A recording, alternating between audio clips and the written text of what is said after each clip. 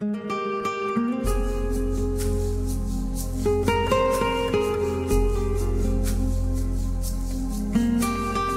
back to Swordbox. We began talking yesterday about kids who run away from home. We looked at some common characteristics that apply to most of these kids, and we're going to talk about some things we can do as parents when this happens. But today I believe God has put something on my heart that I hope will encourage you and perhaps change your perspective if your child has run away from home. You may be thinking as a parent that, I just can't deal with this. This is more than I can bear. This is a mountain of fear and pain, and it's just too big. My son or daughter, they're never going to change. After the initial shock wears off and reality sets in, how we respond, what we do, depends on what we believe is possible and what is true.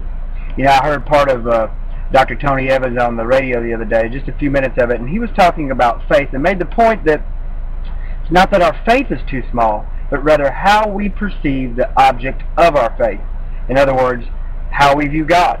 So if we do not really believe God is all-powerful or that He is able and willing to help us, our faith will not be very big and it will not be very effective.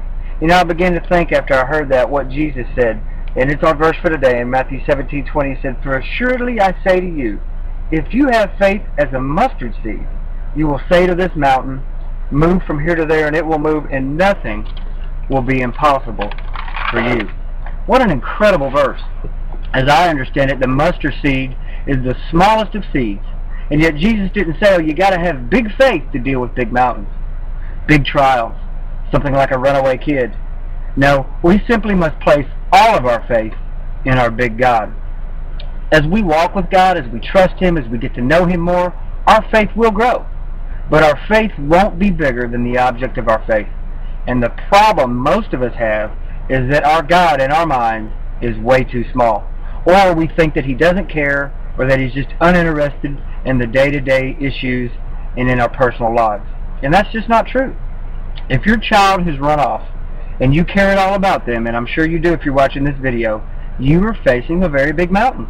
As long as you perceive this mountain to be bigger than God, or that God is not concerned intimately with all of your life, then you won't have any hope that God can or will do anything to help you. And you will not put your faith in Him. Would you sit down in a chair that had one of the legs missing, was old and falling apart, and made for a 2-year-old child? Probably not. You can tell just by looking at that chair that it's weak, it's unstable, it's unreliable, and it's basically just too small.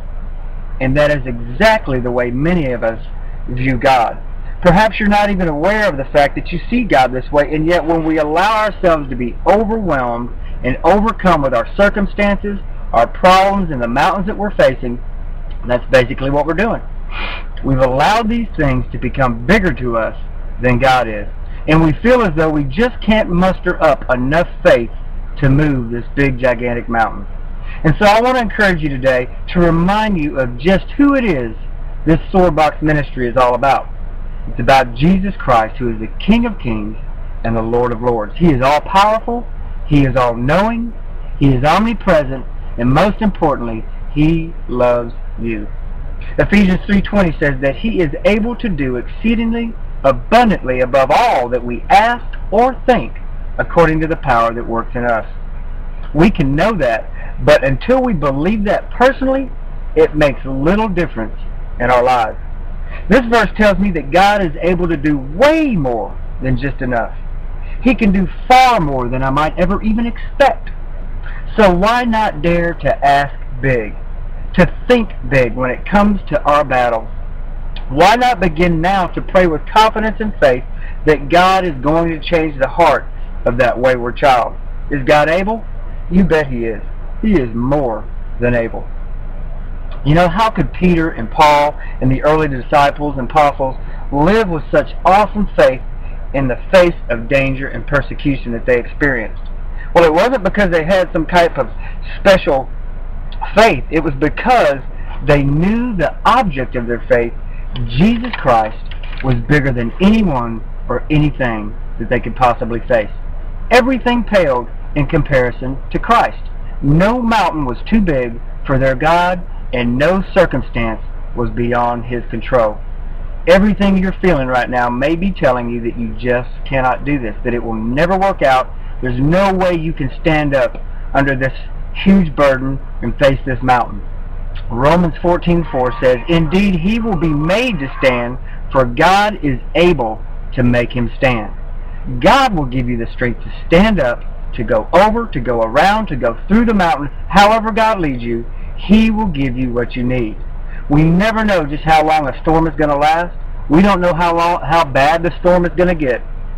And we don't know how big the next mountain we have to face is. But we can know for certain that God will be with us, that he is in control, and that he is bigger than anything that we could ever face. And if we will put our faith and our trust in him, we will see God move mountains in our lives. So we can put all of our faith in Jesus Christ. God bless you. I hope you will keep coming back each and every day for Swordbox and let us minister to you.